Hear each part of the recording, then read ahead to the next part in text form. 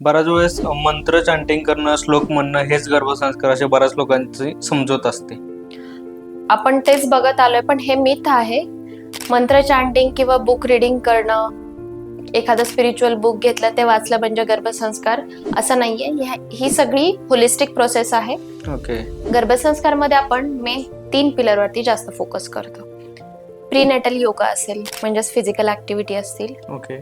तुमचं न्यूट्रिशन असेल, म्हणजे तुम्ही काय खाल्लं पाहिजे, काही गोष्टी अवॉइड केल्या पाहिजे, त्याच्यावरती आपण फोकस करतो. आणि तिसरी गोष्ट म्हणजे अदर ऍक्टिव्हिटीज.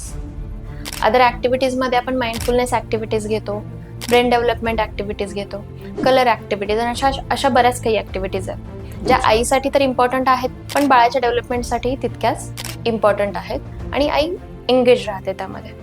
ओके. या सगळ्या पिलरवरती काम करणं म्हणजे गर्भसंस्कार आहे. म्हणजे मंत्र, श्लोक, बुक रिडिंग हे सोडून अजून भरपूर गोष्टी आहेत ज्या आपल्याला गर्भसंस्कार मध्ये करणं गरजेचं आहे. अगदी अगदी.